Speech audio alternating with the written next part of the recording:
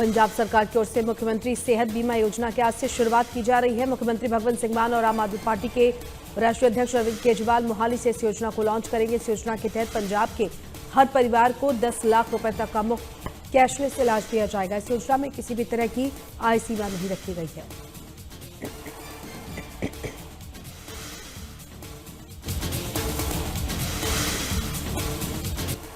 पंजाब के आम आदमी पार्टी सरकार ने 14 नेताओं को अलग अलग विभागों में चेयरमैन और वाइस चेयरमैन नियुक्त किया है। इंद्रजीत सिंह को मार्कफेड, हरपाल जुनेजा को पेप्सू, गुरशरण सिंह को Punjab health system corporation, major Gursharan Singh को पंजाब एक्स सर्विसमैन कॉर्पोरेशन में नियुक्त किया गया है। सीएम भगवंत मान ने सोशल मीडिया प्लेटफॉर्म एक्स पर पोस्ट करते हुए सभी नियुक्त किए गए चेयरमैन और वाइस चेयरमैन को बधाई और शुभकामनाएं दी।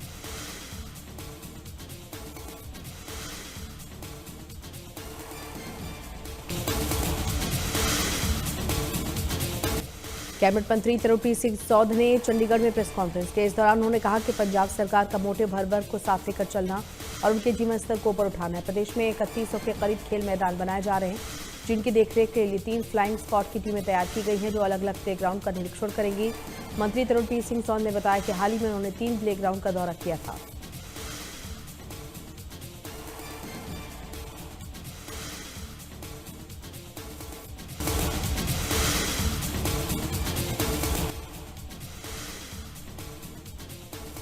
पंजाब में बड़ा प्रशासनिक फेरबदल हुआ है। 20 आईएएस और 6 पीसीएस अधिकारियों के तबादले किए गए हैं। सरकार के आदेश के मुताबिक पटियाला समेत 3 जिलों के डीसी बदले गए हैं।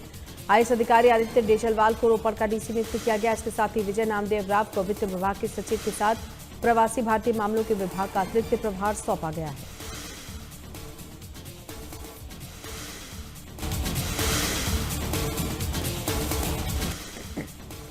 डीजीपी के निर्देशों पर राज्य भर में चलाए जा रहे ऑपरेशन प्रहार का असर श्री मुक्तसर साहिब में भी देखा गया। एसएसपी अभिमन्यु राणा ने बताया कि पुलिस ने जिले के विभिन्न हिस्सों से 45 शरारती तत्वों को गिरफ्तार किया।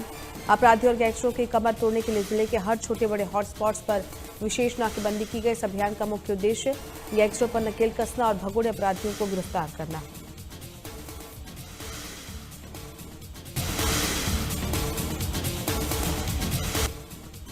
समाना में पुलिस ने ऑपरेशन प्रहार के तहत एक बड़ी कामयाबी हासिल की। पुलिस की टीम ने लॉरेंस ग्रुप से जुड़े वांछित अपराधी गुरविंदर सिंह काका को गिरफ्तार किया।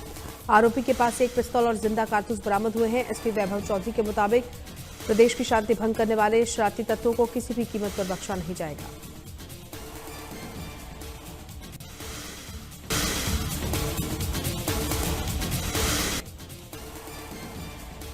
मानसा में भी पंजाब पुलिस ने गैंगस्टर त्योहार अभियान के तहत बड़ी कार्रवाई की है। इस कड़ी में मानसा पुलिस ने नाकेबंदी और चेकिंग अभियान चलाकर 65 लोगों को गिरफ्तार किया है। ये कार्रवाई एसएसपी भागीरथ सिंह मीना के नेतृत्व में की गई। उन्होंने बताया कि मानसा जिले के अलग अलग इलाकों में छापेमारी की जा रही है और गैंगस्टरों को सूचना देने वालों के लिए हेल्पलाइन भी शुरू की गई है।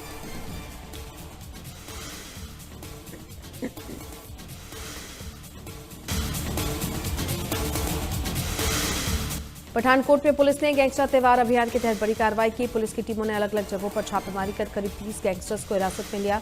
एसएसपी दलजिंदर सिंह ढिल्लों ने बताया कि गैंगस्टर्स से पूछताछ के दौरान कई अहम सुराग और जानकारियां मिली है, जिसके तहत आगे और कठोर कार्रवाई की जाएगी।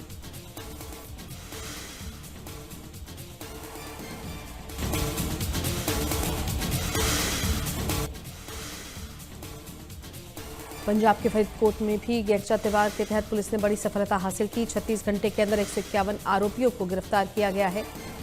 मामले को लेकर एसएसपी डॉक्टर प्रज्ञा जैन ने बताया कि इस ऑपरेशन की शुरुआत डीजीपी गौरव यादव के निर्देश पर की गई, जिसका उद्देश्य पंजाब को अपराधों से मुक्त करना है। वहीं अभियान के तहत फरीदकोट में 450 पुलिस कर्मचारियों की 64 टीमें गठित की गई।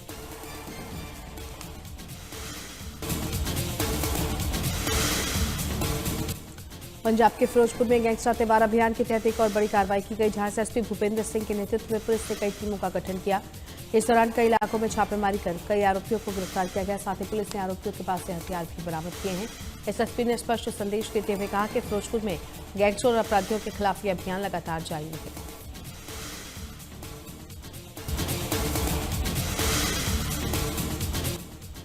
पटियाला में 2 गुटों के बीच विवाद हो गया। इस दौरान दोनों गुटों के लोगों ने एक दूसरे पर ईंटों से हमला कर दिया, जिसमें कई लोग पूरी तरह घायल हो गए। घायलों को नजदीकी अस्पताल में भर्ती कराया गया। सूचना मिलते ही पुलिस मौके पर पहुंची और जांच शुरू कर दी।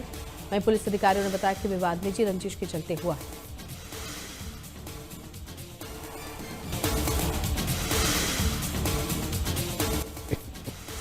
जालंधर के रामा मंडी चौक पर दो बसों की आपस में टक्कर हो गई। टक्कर होने के बाद इंडो कैनेडियन की बसें क्षतिग्रस्त हो गई। बताया जा रहा है यह हादसा बाइक चालक की गलती के कारण हुआ। बाइक चालक क्रॉसिंग साइड पर दोनों बसों के अचानक आगे आ गया। इस दौरान बस चालक ने ब्रेक मारी और उसके बाद इंडो कैनेडियन बस चालक ने भी अचानक ब्रेक लगाई। हादसा हो गया। सूचना मिलते ही पुलिस मौके पर पहुंची और जांच शुरू की।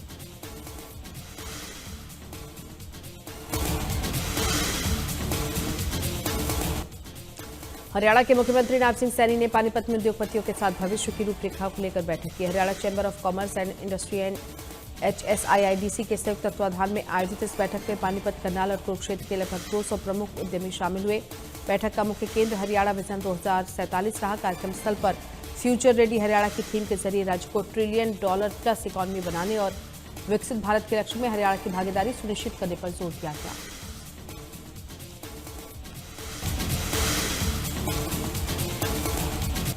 हरियाणा के सीएम नायब सिंह सैनी आज कुरुक्षेत्र के दौरे पर रहेंगे। इस दौरान मुख्यमंत्री कुरुक्षेत्र विश्वविद्यालय में प्री बजट को लेकर युवाओं और खिलाड़ियों के साथ विस्तृत चर्चा करेंगे। प्री बजट बैठक के दौरान मुख्यमंत्री युवाओं और खिलाड़ियों से उनके सुझाव और जरूरतों पर संवाद करेंगे। साथ ही आगामी बजट में उनके हितों से जुड़े प्रावधानों को भी शामिल किया जा सके।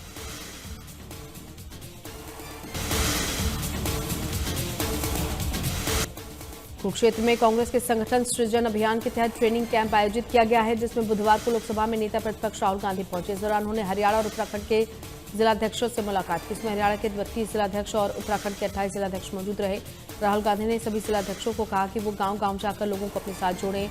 राहुल गांधी ने पार्टी में अनुशासन की गंभीरता के बारे में बात करते हुए कहा कि पार्टी प्रदेश अध्यक्ष राव नरेंद्र सिंह अनुशासनहीनता करने वालों के साथ सख्त कार्रवाई करें।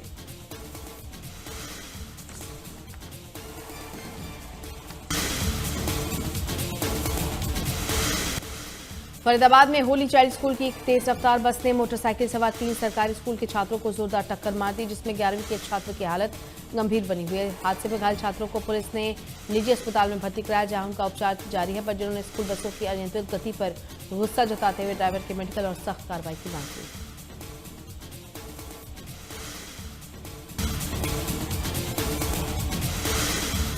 सोहना गुरुग्राम मार्ग पर स्थित GD गोयनका यूनिवर्सिटी के छात्रों ने यूनिवर्सिटी प्रशासन के खिलाफ विरोध प्रदर्शन किया। इस मौके पर प्रदर्शनकारी छात्रों ने बताया कि एडमिशन के समय उन्हें यूनिवर्सिटी परिसर में मुफ्त पार्किंग का आश्वासन दिया गया था, लेकिन अब यूनिवर्सिटी मैनेजमेंट गाड़ियों की पार्किंग के लिए रोजाना छात्रों से 90 रुपये वसूला जा रहा है, जो कि यूनिवर्सिटी की शर्तों के खिलाफ।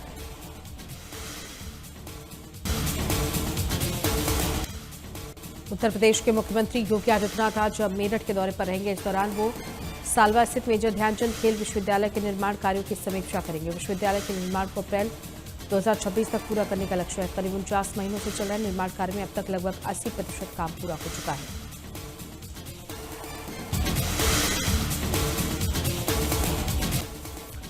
ग्रेटर नोएडा के सेक्टर 150 में इंजीनियर युवराज की मौत मामले में दोनों बिल्डरों के खिलाफ एक और FIR दर्ज की गई है। पुलिस ने मामले में नॉलेज पार्क कोतवाली में lotus green construction private limited और विश टाउन के भागीदारों के खिलाफ मुकदमा कराया गया। इस मामले में बिल्डर अभय कुमार, मनोज कुमार, संजय अचलवोर और निर्मल के खिलाफ पर्यावरण संरक्षण जल प्रदूषण निवारण अधिनियम के तहत भी मुकदमा दर्ज किया गया है।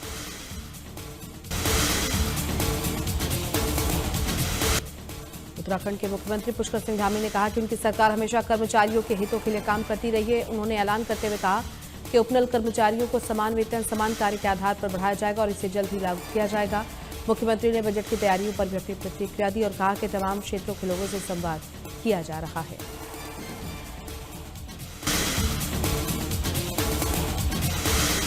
केंद्रीय गृह मंत्री अमित शाह 2 दिवसीय उत्तराखंड के दौरे पर रहेंगे। अपने दौरे के दूसरे दिन अमित शाह हरिद्वार के पतंजलि योगपीठ में परिसर में बने अत्याधुनिक इमरजेंसी और क्रिटिकल केयर हॉस्पिटल का उद्घाटन करेंगे। अस्पताल गंभीर और आपातकालीन मरीजों के इलाज के लिए अत्याधुनिक सुविधाओं से लैस है।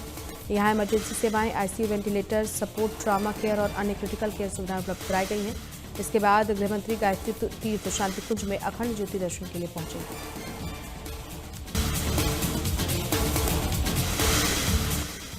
पंजाब कांग्रेस के विवादों को लेकर कांग्रेस ने आज दिल्ली में एक अहम बैठक बुलाई है। इस बैठक में पंजाब कांग्रेस के वरिष्ठ नेताओं को कांग्रेस आलाकमान के सामने अपना पक्ष रखने और मौजूदा हालात पर चर्चा के लिए बुलाया गया। इस बैठक में कांग्रेस के वरिष्ठ नेता अंबिका सोनी, पूर्व सीएम चरणजीत सिंह चन्नी, पूर्व मंत्री विजेंद्र सिंगला, प्रताप सिंह बाजवा और प्रदेश अध्यक्ष को दिल्ली बुलाया गया है। बैठक की अध्यक्षता कांग्रेस अध्यक्ष मल्लिकार्जुन खड़गे करेंगे। कांग्रेस के वरिष्ठ नेता राहुल गांधी और पंजाब प्रभारी भूपेश बघेल भी बैठक में मौजूद रहेंगे।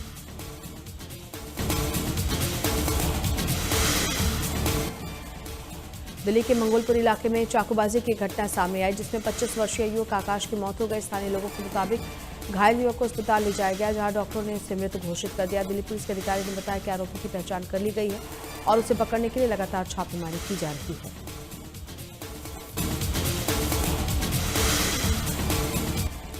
दिल्ली एनसीआर में पहाड़ों से आने वाली बर्फीली हवाओं के कारण न्यूनतम तापमान में भारी गिरावट दर्ज की गई है, जिसके चलते लोगों को शीतलहर का भी सामना करना पड़ रहा है। पहाड़ों से आने वाली बर्फीली हवाओं के कारण न्यूनतम तापमान में भारी गिरावट दर्ज की गई है। घने स्मॉग और गिरते तापमान के कारण विजिबिलिटी न्यूनतम स्तर पर पहुंच चुकी है।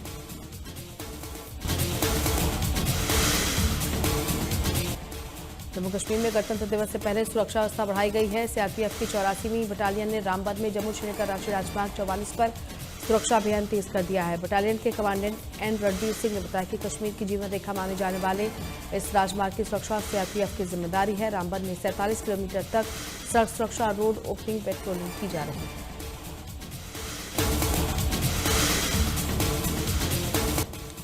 T20 विश्व कप 2026 की शुरुआत से पहले ही विवाद के लिए बुधवार को आईसीसी बोर्ड की बैठक हुई, जहां आईसीसी ने बांग्लादेश को अल्टीमेटम दे दिया और बांग्लादेश क्रिकेट बोर्ड की मांग को खारिज किया। बैठक के दौरान बीसीबी ने अपने मैच भारत से बाहर कराने का अनुरोध किया था। ये प्रस्ताव वोटिंग के लिए रखा गया, जिसमें बीसीबी को करारी हार का सामना करना पड़ा। वोटिंग के दौरान कुल 16 देशों की वोटिंग में से 14 ने बांग्लादेश के प्रस्ताव के खिलाफ वोट किया, जबकि सिर्फ 2 देश पाकिस्तान और बांग्लादेश में इसके समर्थन में मतदान किया।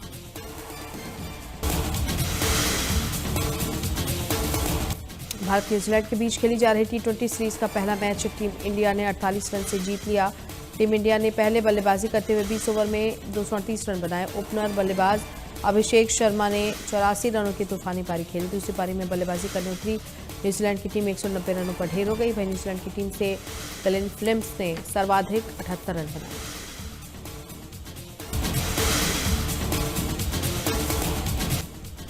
अमेरिकी राष्ट्रपति डोनाल्ड ट्रंप ने स्विट्जरलैंड के दावोस में आयोजित वर्ल्ड इकोनॉमिक फोरम को संबोधित किया। उन्होंने कहा, यूरोप सही दिशा में आगे नहीं बढ़ रहा। यूरोप के कुछ हिस्से ऐसे हैं जो अब पहचान में भी नहीं आते। दुनिया अमेरिका को फॉलो कर बर्बादी के रास्ते से बच सकती है। ट्रंप ने कहा कि उनकी टैरिफ नीति की वजह से अमेरिका अपने व्यापार घाटे को काफी हद तक कम करने में सफल रहा है।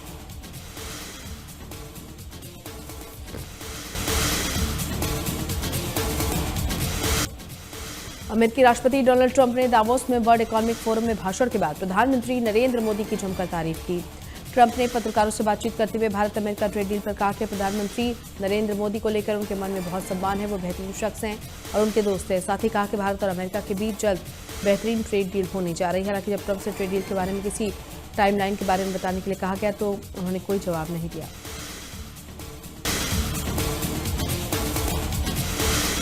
ईरान में बड़े विरोध प्रदर्शनों को लेकर अब सरकार ने मरने वालों का आधिकारिक आंकड़ा जारी किया है। ईरानी सरकारी टीवी के मुताबिक इन प्रदर्शनों में कुल 3117 लोगों की अब तक मौत हुई है। ये प्रदर्शन 28 दिसंबर से शुरू हुए थे। आंकड़ों के मुताबिक मरने वालों में से 2427 आम नागरिक और सुरक्षा बलों के सदस्य थे। बाकी लोग कौन थे, इस बारे में सरकार ने कोई साफ जानकारी नहीं दी है।